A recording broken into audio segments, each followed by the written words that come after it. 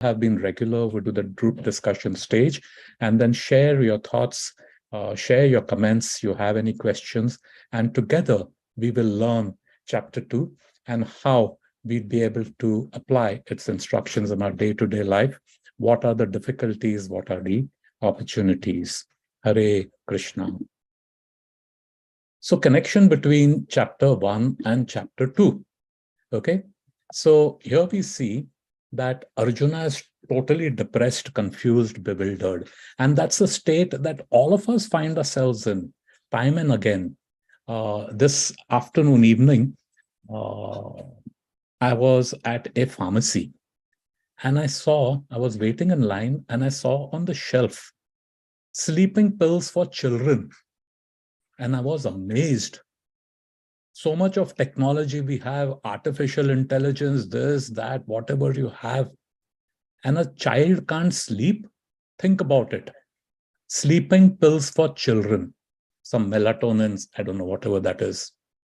I mean, children just fall asleep. I remember when I was a kid, the moment your head hits the pillow, you're asleep. But here we have sleeping pills. Now, adults can't sleep because of anxiety, because of worry, this, that, stress, tension, whatever be that case.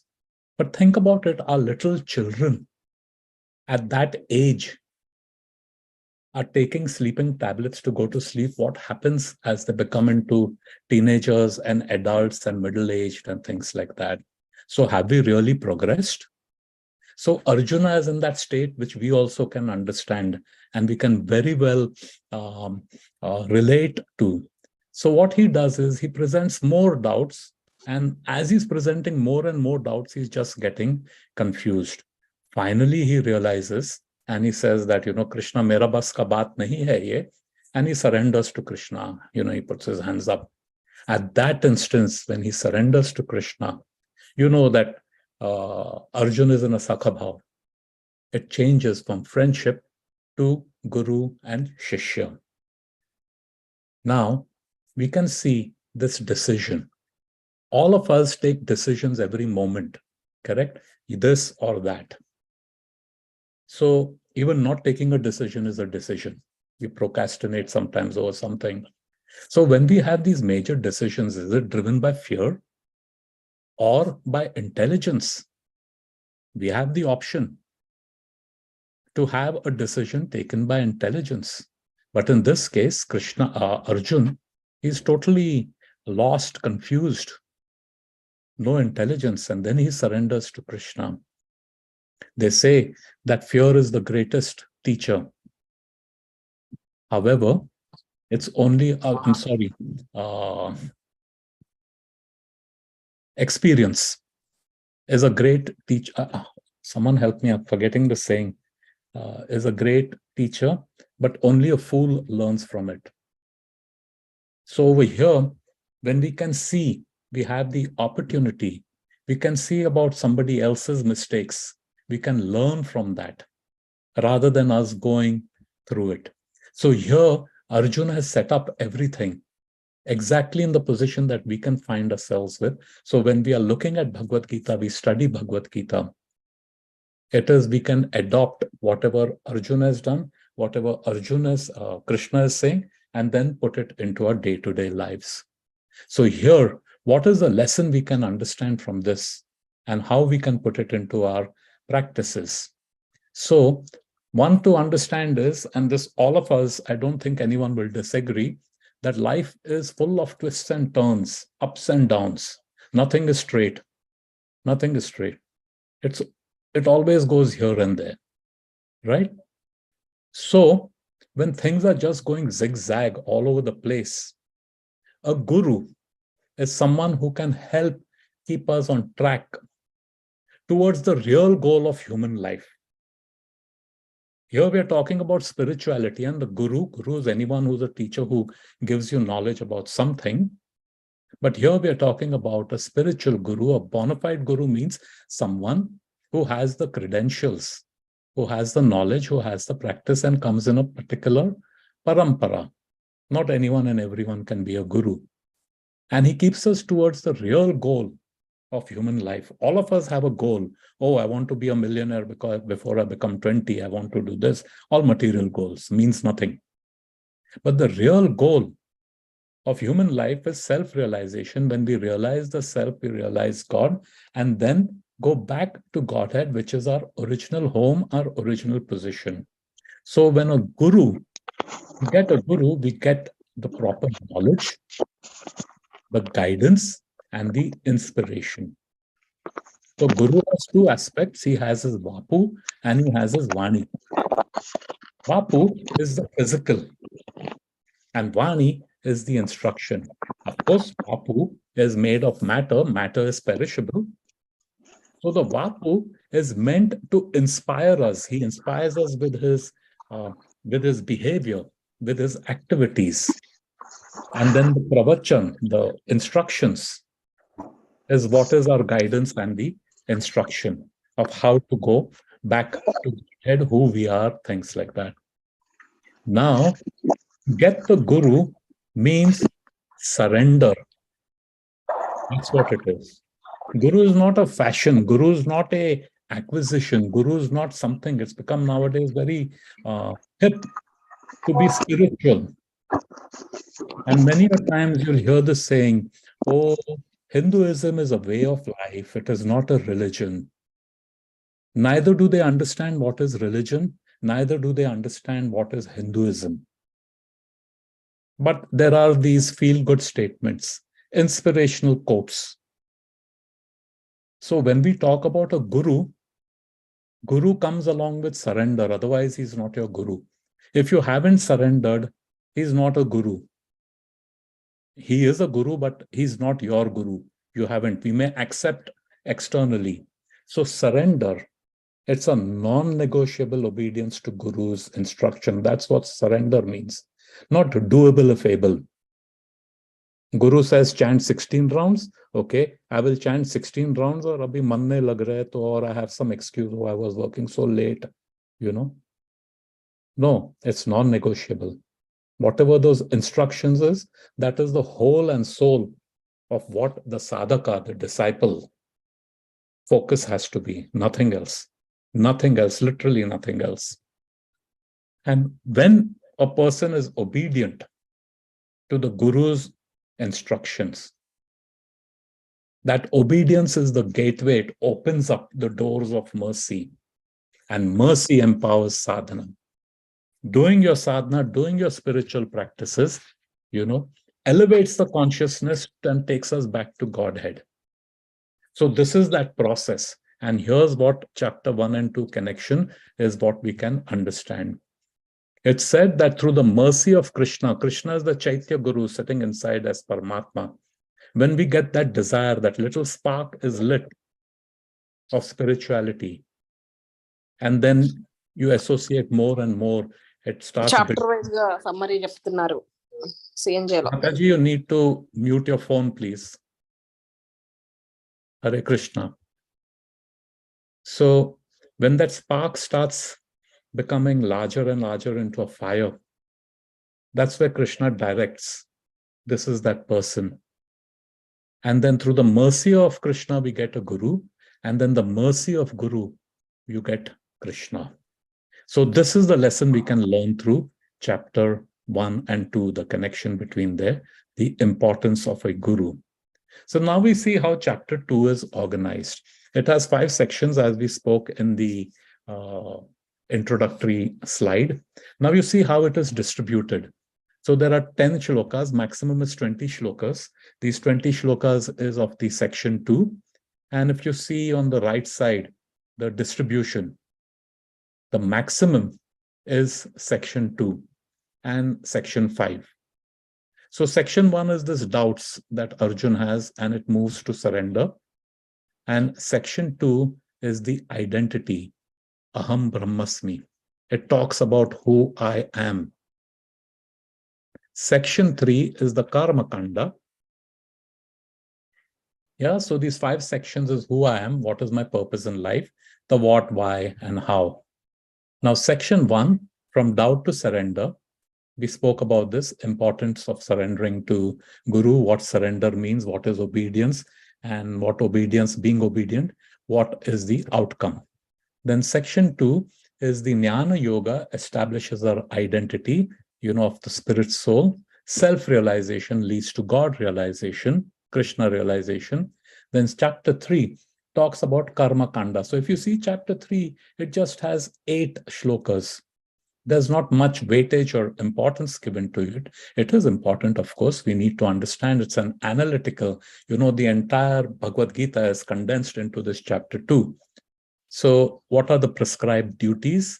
So it is nothing but regulated actions rather than just do anything and everything for sense gratification. You regulate in a certain manner.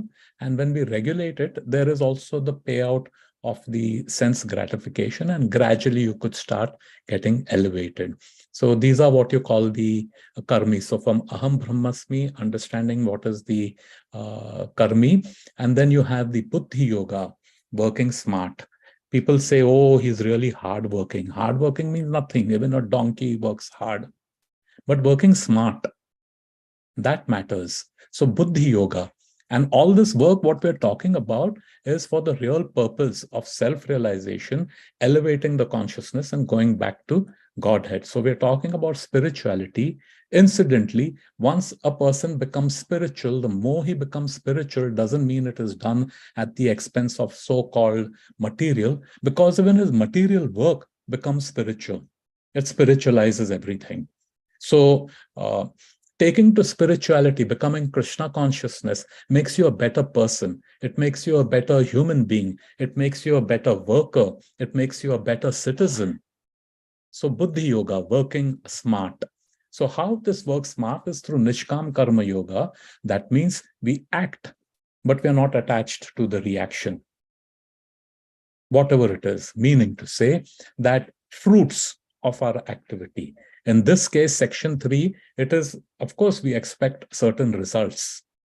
Do proper work, don't do anything heinous, don't do anything vikarma, do it properly, and you will get your sense gratification. Now here it goes one level above, it becomes nishkam karma, meaning to say you do your work, but you don't bother, you don't be attached to the fruits of your results, tyagi.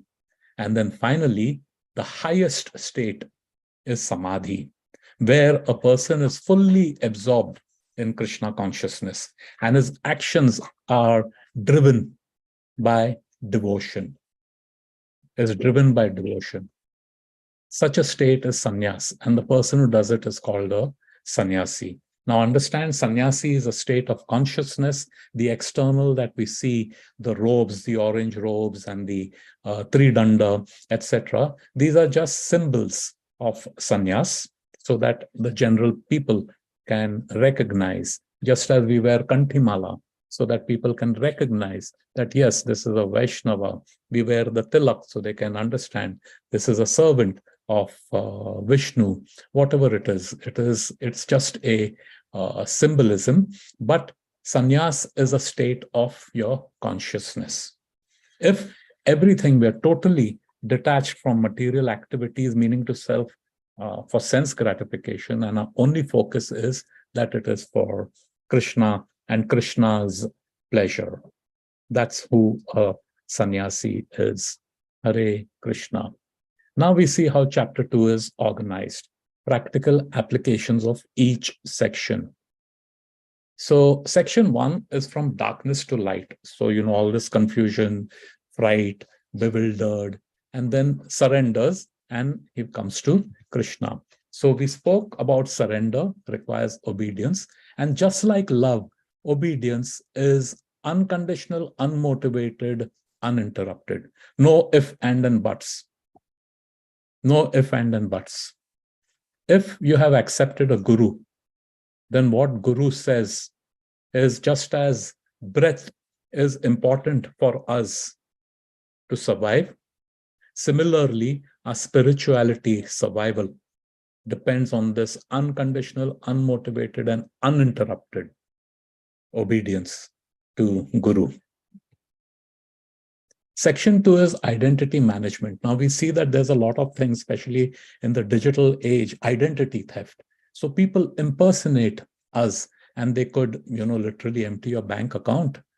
They could buy things and raise the debt or whatever it is, what you owe others. So this thing is happening, right? But we're doing it to ourselves. If you actually understand section 2, we are the spirit soul, but because of our envy, we get embodied with this material body and we start identifying with the body. We are not the body. We definitely are not the body. So section 2 talks about, who I am, the science of self-realization. And in this condition, we understand I'm the spirit soul. The spirit soul, understand, is eternal. It is indestructible. Indestructible means Krishna goes right through those different, sword can't cut it, wind can't dry it, water can't wet it, fire can't burn it. You can't add anything to the soul. You can't subtract anything to the soul. It remains as it is. Now, when we understand this philosophically, we can understand, but then how do we put it into practice? So many opportunities every day. Someone didn't tell you Hari Bol, someone misbehaved with you. Immediately that thing comes in. Maybe externally we may or may not show it, but our mind eats away. And then we start figuring, what did I do wrong? Why is he or she behaving with me like this? But if you understand that you are the spirit soul, and nothing can affect the spirit soul, these things are so trivial, it's not even in the consideration. And likewise, that person is also a spirit soul. And what he's doing, that's not what he is doing, his conditioning is doing. So you'll understand I'm not the body. Body is matter, temporary, perishable. And then I won't get confused by this materialism. And staying fixed in what my duty is will lead to purification of all the conditioning and anarthas I have. And then that self-realization dawns upon me. Section 3 is basic level. That's the groundwork. Karma kanda. Dharma. Dharma means duty. So duty is what is required to do based on one's position, function, occupation. And we'll discuss this a little more in our group discussion. And material enjoyment comes through proper execution of our dharma. And neglecting the dharma causes us to fall down and in misery. So one of the four regulative principles that we do is related to dharma, what dharma stands on. So by adhering to dharma, no meat eating, no intoxication, no illicit sex, no gambling, prevents us from misery. Misery physical, misery psychological, and spiritual deprivation. It prevents us from that, saves us from that rather. Then section 4 is intermediate level, the Buddhi Yoga, where now we are working smart. So we'll understand that in this section, we understand that our consciousness determines whether we get bound to the activity, what all karma happens, and that it is not the work that we are doing which binds us into karma, but our consciousness. Very important. Our consciousness is what determines. So you could be doing the same activity, which could be vikarma, it could be akarma, or it could be karma. Consciousness, the intent, purpose, and the result for whom it is. That is what will determine whether it is binding or whether it is liberating. So if we act on the platform of the spirit soul, who we are, there is no question of getting bound to these activities, nishkam karma. Then finally, section 5 is the ultimate work. That is samadhi state, Krishna consciousness. Samadhi, of course, when we say, an image may come where a person is, just sitting in the lotus position, eyes closed, fully concentrated and absorbed. Samadhi could be a very, very busy person, a state It's again the state of mind. So how much absorbed we are in, the more absorbed you are in Krishna consciousness, that is what is samadhi.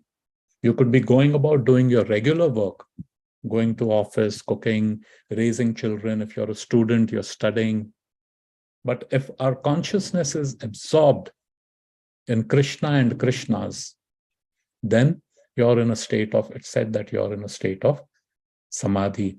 And in such a state, there is no material disturbance. Whatever be the external stimuli, whether it is of pain, whether it is of joy, sorrow, failure, success, it doesn't bother. આપી દઉં ખાવાનું હવે? Okay.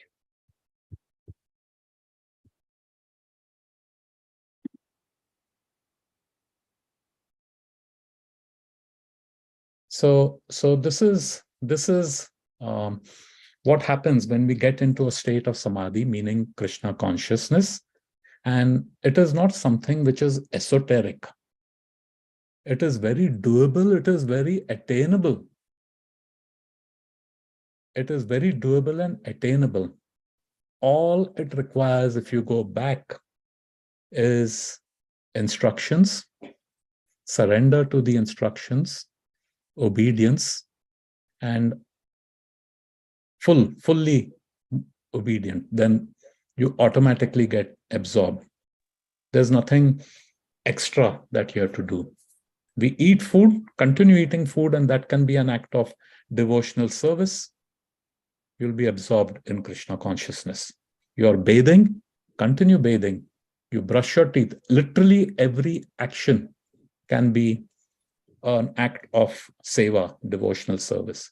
So devotional service is not limited to temples and altars and deities and giving pravachan and singing kirtan and doing deity worship and what have you.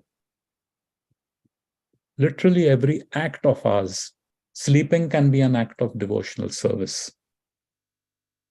So consciousness, what it meant over here, if you can just understand that consciousness is for whom is this act being done for whose pleasure? If it is for I, me, myself, and mine, then it could be karmic or vikarmic. If it is for the pleasure of Krishna, even if done imperfectly, please understand this, even if done imperfectly, if that intent is there, the credit is applicable. And when a person is in this state of samadhi, you can experience transcendence even in this perishable body. Just as intelligence, just as consciousness is a symptom of presence of soul, Prabhupada said, so also he says satisfaction is the symptom of being fixed in self-realization. A person who's satisfied, Atma Ram, no hankering for this, no hankering for that. Mujhe ye chahiye, mujhe wo chahiye. And those things will give us temporary joy. Happens, no? It happens. I get a job now, I want to get more. I have a house, I want a bigger house. It gives temporary pleasure and then it becomes stale. I'm running after the next shadow. So my Gurudev, Radhanath Swami says, happiness lies not in what you have, it's in what you can do without. So when we are satisfied, that's when we can realize how much self-realized we are. We are satisfied with things, we are satisfied with people. We start appreciating rather than criticizing. We understand, I am the spirit soul. He and she is the spirit soul. Okay? Hare Krishna.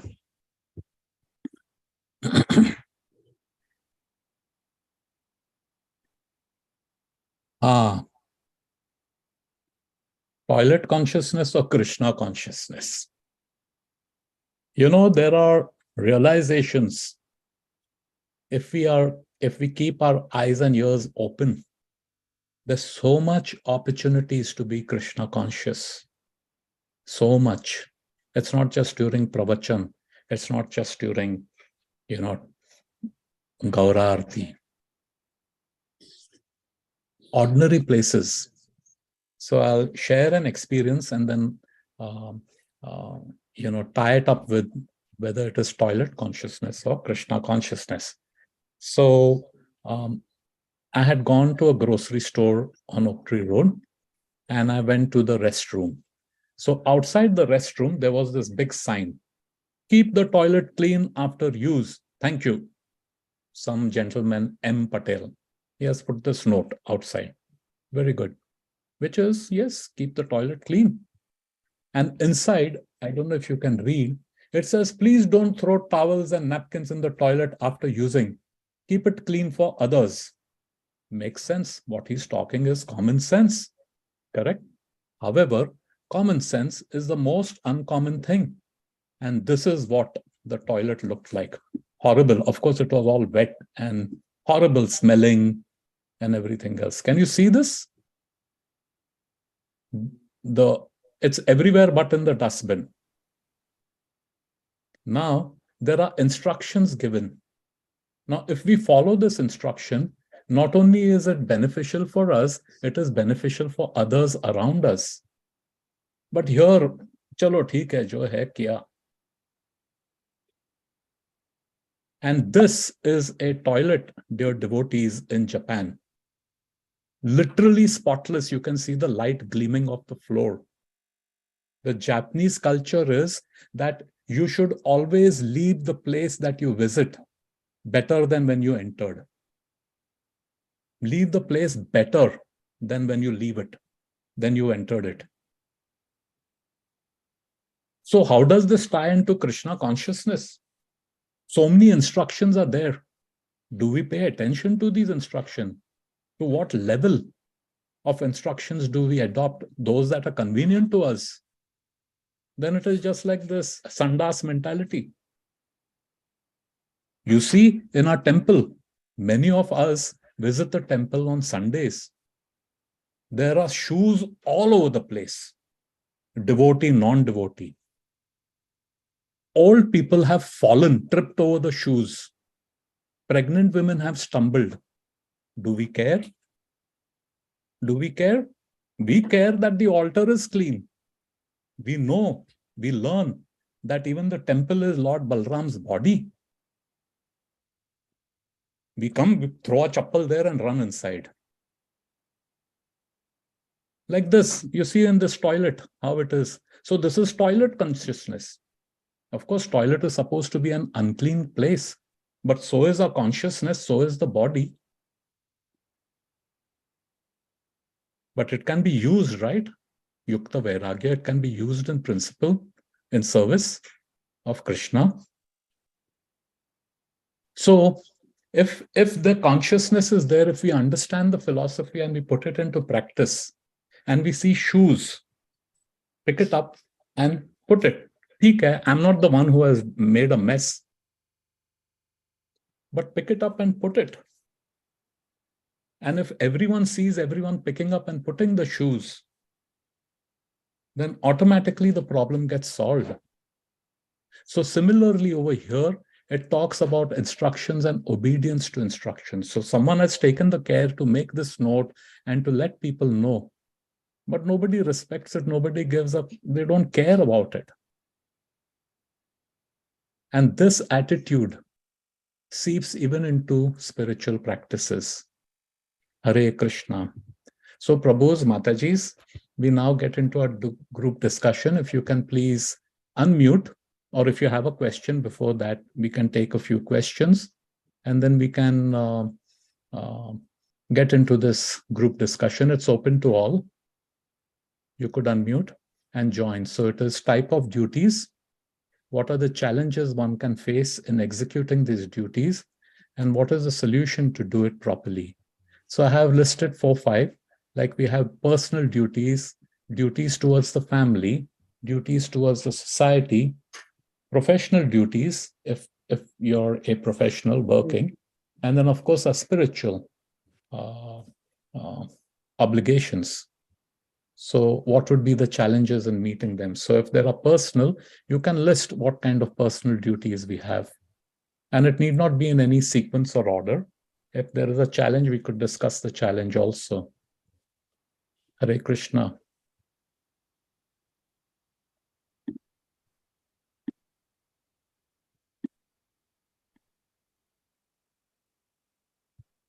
The one personal duty could be keeping yourself healthy.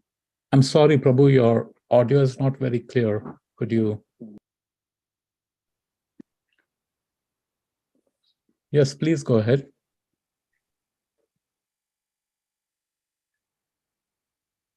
Is it okay?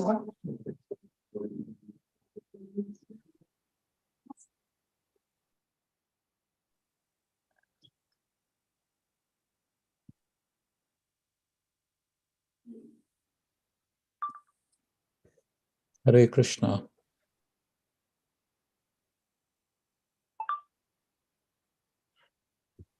Yes, someone has raised a hand, but you could go ahead. Suman Singh, you could just join and no need to raise the hand. You all can Krishna please. Prabhuji, Dandavat Pranam. Pranam Mataji. So I don't know much about this, but yes, I can try. Like type of duties, there is personal and family. I can give one example that challenges come especially. The personal is what, sometimes what happens, we do the regular chanting and we um, follow the four principles also, but sometimes mind drags into the we couldn't able to focus on principles. Sometimes mind says, okay, chalo, this time we will do, next time we will see the things. And so mind distraction is there. Personal level, sometimes I faces like lack of association, like when I sometimes busy for a week, like I'm busy in this week doing some my personal stuffs and I forget to somehow I could not able to manage the association.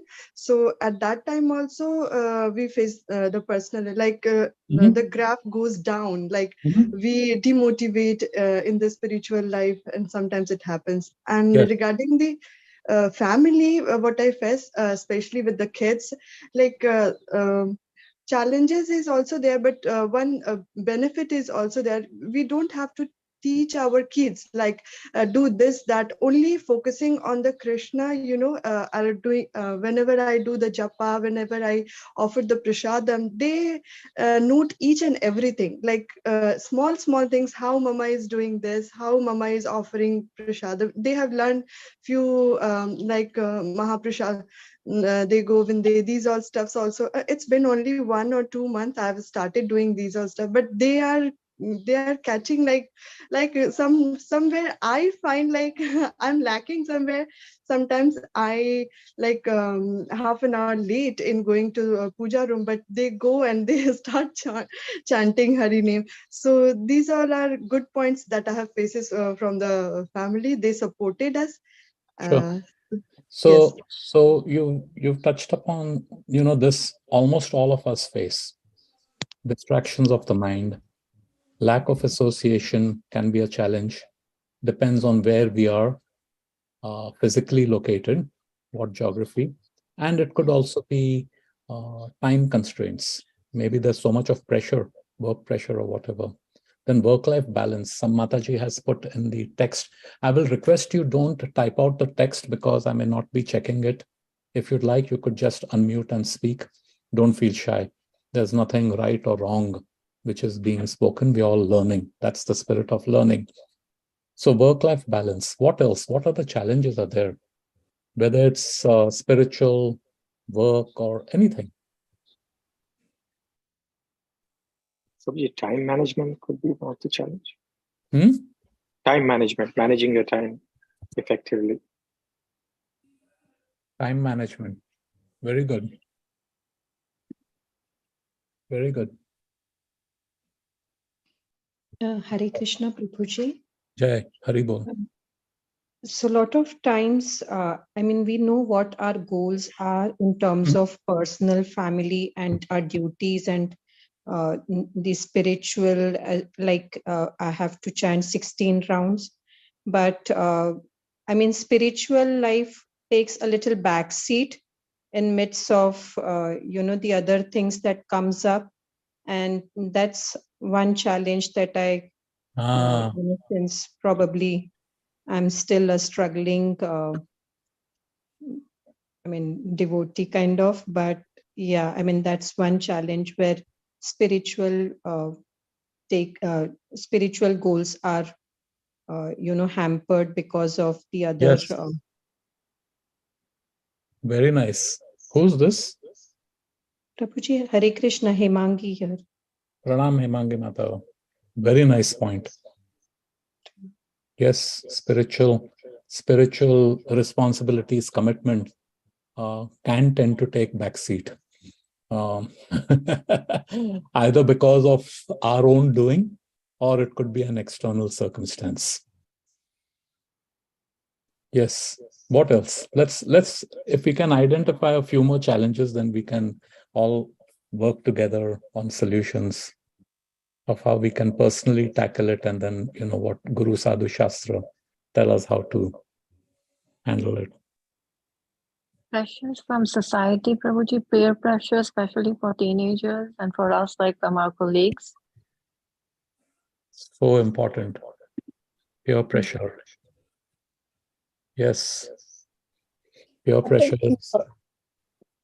Go ahead. Bhagavad class and Gita class in time. That is, you have to wake up at 6:30 in the morning. That is time management comes on that comes under time management, but it can also come when you tell me this. What's going on in my mind, Mataji, is that the lack of enthusiasm or drive to either go to the temple or to attend the program or things of like that. Or let me put it, inertia.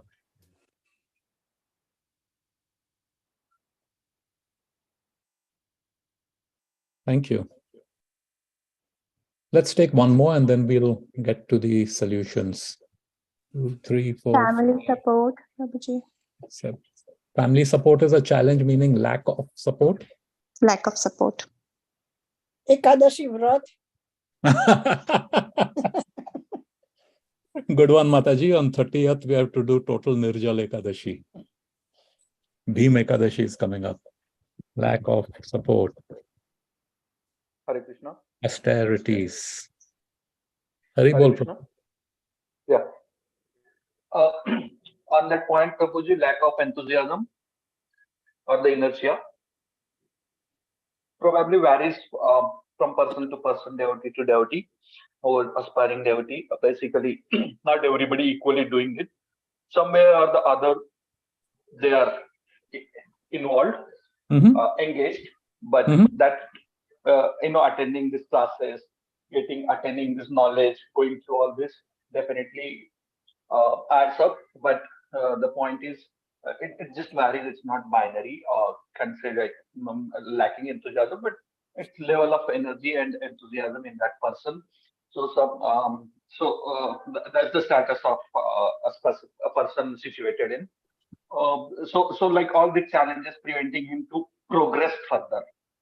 So we trying best to generate more interest and continue and advance and progress. But all these factors basically try to constrain in and not let come out of that inertia and progress further, capture momentum and accelerate further.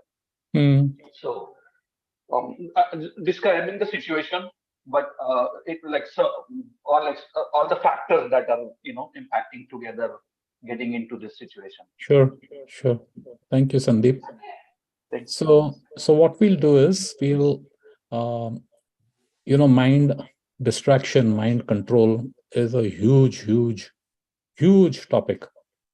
2 days back, Chaitanya Charan Prabhu had visited our temple and he had a book. I don't know if you have a copy in the library or if you have your personal copy. You are better than your mind. That's the theme of that book. And there are so many books by Acharya. But to break it down, mind control, that's the nature of the mind. Arjuna said, right, I can control the wind, but I can't control the mind. So mind control comes through discipline. And again, I'll refer to my Guru Maharaj's instruction. Mind control starts by saying no to the mind. So we all the time have impulses, we all the time have urges, whatever be that case. That's the nature of the mind. But as long as I can understand that I am superior to the mind, and the mind should be my servitor rather than me being a slave to whatever the mind pops up. So the more I say no, and mind has a tendency to follow. If I say no, initially it's going to push back and there will be a lot of struggle. But if I can persevere, which is where discipline helps, and at that point in time, repeatedly saying no, no, no to urges and impulses, then the mind can come under control. And it's not that if I have been able to control it in this instant, the mind says that, there's a gulab jamun in the fridge, go eat it. And I know that I'm diabetic, but I can visualize it, I can feel it, how nice it'll be. I can go back to the experience of eating a gulab jamun. And then I want to gratify my senses again. So my intelligence is saying don't, but the mind is saying, come on, come on, come on. So if I take a decision saying no, the mind will keep pushing me. I'll say no, no, no. And finally, I'm able to win over. And I say, no, I will not eat, and I haven't eaten. But doesn't mean we won the entire war. It's a moment-to-moment battle. And more of the small battle and skirmishes that we win, the better is our chance of having control over the mind over a longer period of time. And once you have that steady state, which is Krishna consciousness, to be fully absorbed, then it is just a consequence of Krishna consciousness is that you don't have these distractions. Hare Krishna. A devotee mentioned spiritual responsibilities take back seat. It happens. It happens. But keep in mind what the consciousness is. Like there was a devotee who used to wake her child who was 2-3 years old, and they used to live far off in Mumbai. And she used to leave home at 3 in the morning, take a local train to come to the temple in Chowpatty for Mangal Aarti at 4 o'clock. Attending Mangal Aarti is very necessary. However, that kid was being put through these. Her responsibility of the mother is towards the child, because that child is Krishna's child and the mother is the caretaker. So her taking care of the child's well-being in itself is an act of devotional service. And it's not necessary to come to attend Mangal Aarti. So Guru Maharaj stopped her. He says, no, you have to take care of your child. So in such a case, it may seem like the spiritual so-called responsibility attending Mangal Aarti may take a back seat, but it would depend on our consciousness. That is one case. The second case is that either out of our laziness, we feel like, oh, I'm really not well, oh, I'm tired, oh, I'm sick. And then that becomes an excuse, our escape clause to do my rounds or whatever it is. We'll justify it. That there is a way of how we can, it will require knowledge, a proper understanding, because if you look at it is that the if it comes through this laziness or whatever it is because we still do not have the full faith and commitment. One leg is on the material boat, the other leg is on the spiritual boat. And the nature is such that the both are going in opposite direction. So we have to jump into one or the other. So if we have the proper knowledge, you have the proper guidance, you have the proper association, there are sometimes extenuating circumstances that may come. But as long as your intent is there, you miss a couple of rounds, like there are during Janmashtami time, literally 24 hours, 30 hours without sleep. Full seva. After the program is over, getting it wrapped up, going and washing the vessels, and it becomes so. How do you do your rounds? One round here, two rounds there. And in all the hustle bustle, you may forget a couple of rounds, you may forget your Gayatri. And later on, you realize it. But you make up for it. That intent is there. It's not that, okay, theek hai, gaya, but I was doing enough of seva also. So that shows our intent, that shows our attitude. So, of course, please, others also can, please share whatever realizations you have and how do you tackle that. It's not that I have all the answers. I'm only trying to share whatever I've learned.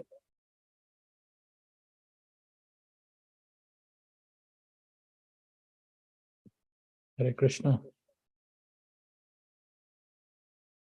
Performing austerities, Ekadashi. We have a habit. We have a habit of eating roti chawal. It's a habit. Of course, it's a necessity, but it's become a habit. And if we have the basis, if we can understand the basis, why do austerity?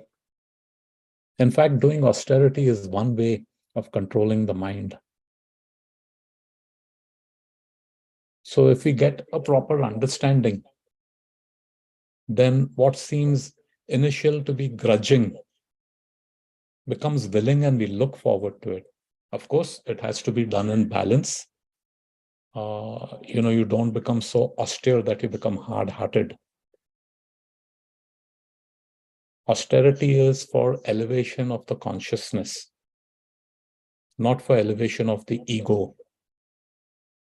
If you have to tell everyone that I do Nirjal on Ekadashi, I do 64 rounds on Ekadashi, then it's better to feed your belly than to feed your ego. Hare Krishna. Peer pressure. Children have so much peer pressure in school. So much peer pressure. It's like a slaughterhouse of innocence and spirituality. They want to look the same, talk the same, see the same, everything. Same. And everyone wants to fit in. And that same attitude comes even amongst us adults. Same thing comes in peer pressure. So you may stick out like a sore thumb. अरे तुम लोग boring है क्या मांस मच्छी नहीं खाते हैं क्या दारू नहीं पीते हैं what a boring person you are. And especially when there are get-togethers in your professional setting or in your personal family setting, you go for a wedding and then there is meat, non-veg, there could also be vegetarian, but the vegetarian would have onion, garlic, it would be non-prasad item, and you're a member of society. So what do? There is pressure. You don't want to stand out, stick out rather. How do you handle this? And, this is a question to everybody. I'm sure you face it. So how do you manage the pressure?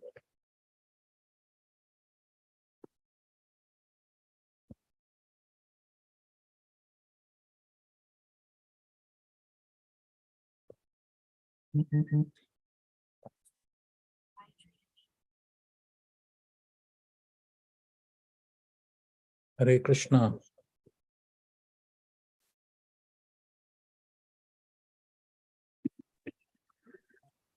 Hare Krishna, Prabhuji. Yes, One Mataji. more point is coming into my mind, like ego comes in between.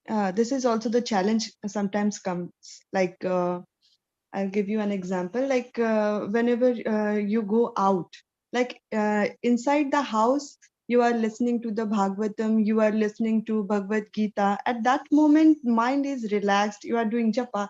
So at that moment, everything is cool, calm and cool, because your mind is silent. Means it's not getting proactive. But when you go out and mix with the person, different person, like Sunyavadi, Mayavadi, many people are there. They will give you their own opinion. Like uh, I'll give you, I'll not take a name, but yes, Yeah. this Swamiji said this, blah blah, everything. So at that time, the ego comes in between. Like you can't even say anything, and you can't listen to them also, because and if you will just simply go out from that group, they will mind it, because you have to stay in that group also. Like I'll give you one example. I go to the bus stop to leave my kid while school, and there are a lot of people who comes and meet us, they greet us. So it is our responsibility to greet them. You means we cannot go out of that group also. But a topic is sometimes something that you don't like it, which is not spiritually enhancing topics, but still you have to be there. So I think yes, Prabhuji, so you can give one solution to it, how to come over it. Mataji, it is a person who's a grasti. It's the most difficult for a grasti to be spiritually, to maintain his or her sadhana and consciousness, because a grasti has to maintain relations with society, and society is a mixed bag of consciousness. It's a mixed bag. Some consciousness, some people's consciousness will promote the practices that we have embarked on, and there are some who are indifferent, and there are some who are definitely pulling it down. So it's a mixed bag. Now, what happens is that when we go, you cannot say, nahi, nahi, nahi, mangte. Of course, with brahmacharis and sannyasis, they have a more cloistered life, so to say. But even they do come meet up with others, uh, with society. But the level of closeness for the grasti, it's the maximum. So, but all the same, how do you maintain your spirituality? How do you maintain your consciousness while still remaining in contact with everybody else? You can't isolate yourself. You can't, it's not possible. And it's not even the suggested way. So how we can maintain this is, so tomorrow is if you're at the bus stop and you have other mothers with their young children and they're talking some topic. So let's say they say, oh, there are these very popular gurus who are who have a large following. And let's say someone is a disciple of that guru. First thing is, don't get into an argument. The intent, even if you know the person is wrong, please do not correct him or her. It will only lead to ruination of whatever little relationship is over there. So the person says, aisa hai, vaisa hai, ye hai, wo hai, this, that, and all, will give it. You can very politely say, yes, I know it works for you. I'm happy for you. And leave it there. And if they try to pressurize you, no, you must listen to it, this, that, and all, you say, I really would like to, but I really do not have time. I have my hands so full, but maybe when I'm ready, I'll let you know, and leave it at that. So there are ways of being tactful and not engaging in that dialogue. So as you mentioned, the ego comes in. Please understand that make yourself Krishna consciousness. Make yourself Krishna conscious before wanting to change the world. Change our level of consciousness. And just that itself will inspire others. Otherwise, no matter of the arguments, no matter of the logic, no matter of reasoning, it's not going to make a dent in anyone's consciousness. So that is one way of it, is do not get into arguments, do not challenge, do not try to change the world. So it will take care of that ego if we have a clear understanding. And even if you have to go and share, if someone asks you, then you can share, hey, what is this thing? What is this thing you guys put on your head? Why aren't you eating onion garlic? Why are you chanting 16 rounds? What's in that bag? Someone asks you, answer them without trying to convert them. Everyone gets into the mode of preaching because somehow it gives a position that you're superior. No, preaching is an inferior position. You're a servant, and that person is your master. And all you're doing is you're sharing your knowledge. And whether the person accepts it, whether the person takes it or doesn't take it, doesn't matter. That's between him and Krishna. The role is just to share whatever we have. So, Mataji, these are some of the ways. If someone has something to add, there are so many devotees on this call. Please share it. And I'm sure Hare Krishna Prabhu. Dandavat Pranam. All glories to Srila Prabhupada. Jai Prabhupada. Jai Prabhupada. I think, Prabhu, you're very right. It's like when others talk about, like, oh, our religion is this. I think that's where the test is. You try to respect them, and that creates a boundary, right? So when you give back and when you try to act like a fanatic, or mine is the best, that's where even egos clash and they give back, right? So and I think my experience is that, over the period of time, the people who are right and who are conscious, like spiritually, though whatever religion they follow, if you follow your path seriously, then Krishna will arrange to only let those people stay in your life who are kind of spiritually inclined. And you will lose a taste to be among them who are not spiritually inclined, So wo dhire dhire chhoot jata hai, I think, and Krishna arranges that, which is, and not in a bad way, but it happens, So, and it's like a mutual respectful boundary that gets created. And we all equally enjoy our religions, and that ego diminishes. This is my experience, Prabhu. Yes, And, yes. without any judgment, like you start accepting people as they are, and they also start accepting you as you are. Like in our group also, when people are following different religions, it's not just Hindu. Some are like really Jain, or some are other religions. They know that Sunday evening I'm not available, right? And I have to be in the temple, So of course, in the beginning, they were like, can the time be changed? Can you not go? This and that.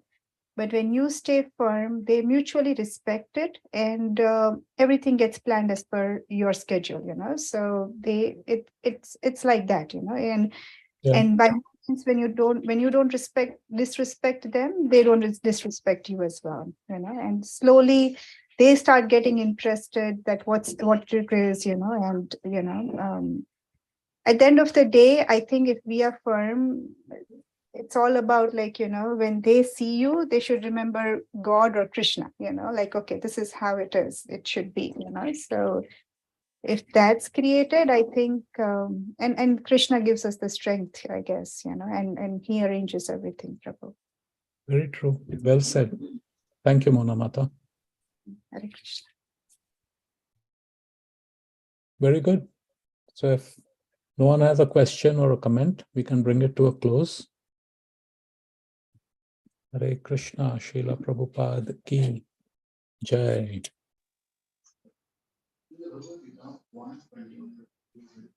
Thank you, Prabhuji. Hare Krishna. Hari Bol. Thank you, Prabhu. Hare Krishna. Jai Prabhupada. Thank you, Prabhuji. Hare Krishna. Semeshwar Prabhu. Thank you, everybody. Hari Bol. Hare Krishna. Hare Krishna. Simeshwar Prabhu, are you there? Yes, Prabhuji, I'm here. Thank you. Thank you so much. Thank you so much, Amritananda Prabhu, summarizing the second chapter. It's a very big chapter, almost 72 verses. Yes, I mean, it's not that possible that we can cover everything in one class. Probably time permits, we'll cover more. So thank you, and nicely summarizing Amritananda Prabhu at the essence of this chapter. That's the most important.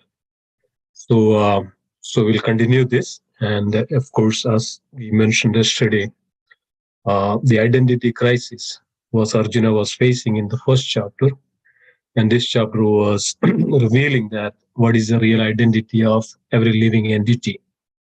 It was the focus. Amritananda Prabhu, thank you for so much for revealing those details. So also we suggest, and it's not that just the 1 hour class that. So please also take your Bhagavad Gita and go through. And if you have any questions, right, based on the Bhagavad Gita verses, based on the conversation between Krishna and Arjuna, and okay, what is this means? What is this means? How it is applicable to us? This is the real way that we can learn Bhagavad Gita in a very detailed and deep manner. So this is the way that we have to learn.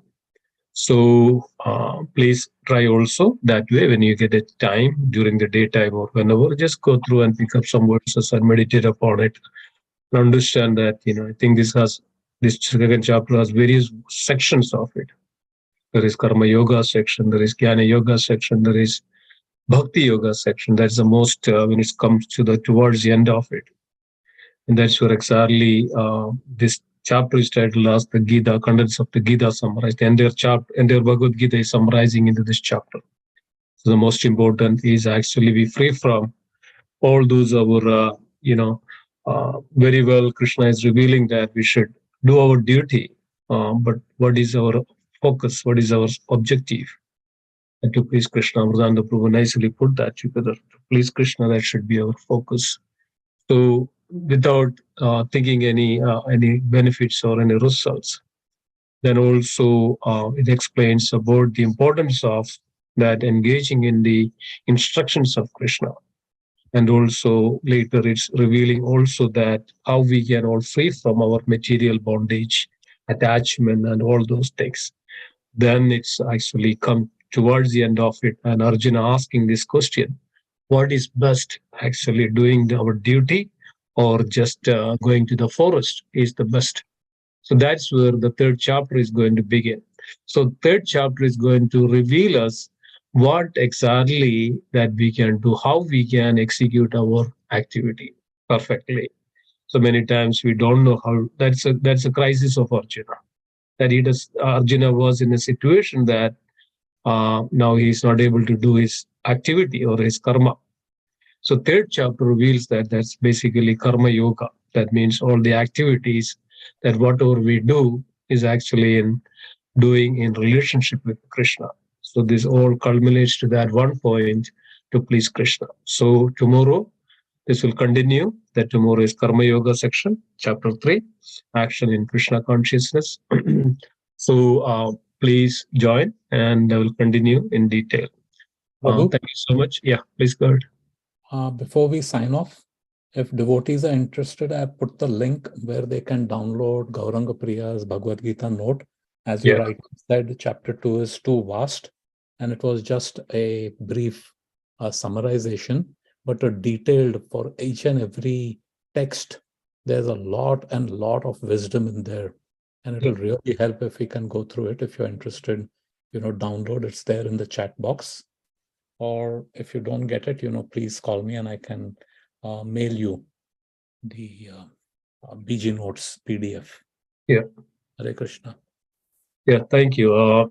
Thank you so much. So before we closing this chapter, this section, today's section. So anybody has anything to add or anything would like to speak or anything would like to share? Prabhu, I have a question if you can help me. Yes. Please go ahead. So actually, if we read Bhagavad Gita, na Prabhu, Bhagavad Gita as it is, Prabhupada's, the first 30-35 pages, Prabhupada opens up the whole Gita, correct? Yep. The entire introduction of Bhagavad Gita. Yeah, in the introduction. And then we also have chapter 2. So when we are reading with chapter 2, would it be enough, the introduction and chapter 2?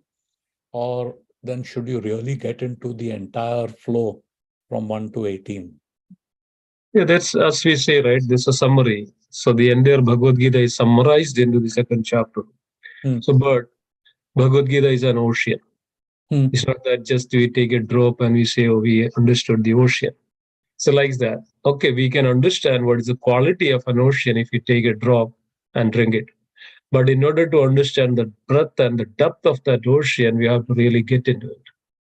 So this is the way that Bhagavad Gita we have to see. Yes, it's contents of the Gita summarized is there, but how it is actually is each and every aspect of, like, Bhagavad Gita is 5 subject matter. That's in the introduction. Srila Prabhupada reveals that in the introduction, 5 subject matter of Bhagavad Gita. And in order to understand in very big detail, then we had to go and read and understand each chapter. So how this is Karma Yoga is explained. What is Karma Yoga? What is the implications of it, aspects of it? Then it explains the Bhakti Yoga section of it. Then it's explained the Jnana Yoga, says Lord says material nature. So it summarized the material nature itself is Lord's inferior energy. But in the 7th and 8th chapter, it explains about it, how it actually that Lord's inferior energy. 13th chapter onwards, how this is, in very detail, that how this material nature or prakriti or consciousness is affecting each and every living entity and modes of material nature. So everything else is detailed study. The 2nd chapter is summarization, and the 18th chapter is a summarization of all the 17th chapter. So this is, even if you read again and again and again and again Bhagavad Gita, there is a different realization and understanding. So we should not stop that just, okay, read Bhagavad Gita 2nd chapter, or we can some extent we can have some brief idea about it. But in order to go deep into that, like understand the ocean, you have to get into it. So like that, Bhagavad Gita is like that, it's an ocean. That's why when again and again and again we read and study, it's a new understanding, new realization, and new knowledge that how Krishna in 45 minutes is summarized to Arjuna. We cannot even understand the entire life we spend for Bhagavad Gita and reading and study Bhagavad Gita. We cannot understand really what the science of it. So we should keep doing it. We should every moment, every hour, every lifetime. That's why also Mataji was mentioning yesterday about the important verses of Bhagavad Gita. So we posted that in Nityam Bhagavata Seva. I will also post in our main group so that everybody can at least read and by heart those verses, so that we also get more and more detail to that. Yeah, that's my suggestion, Prabhuji. Very nice. Thanks, Prabhu. Yeah. Please try. Bhagavad Gita is the real science of everything. The real science of the soul, the real science of, this is the reality, this is absolute truth. So this, whatever Krishna is reveals is totally an absolute science. So everybody please put little efforts in try to understand, so that it goes in our heart. Okay, so please join. Thank you so much. If nothing else, any other comments or questions before we conclude?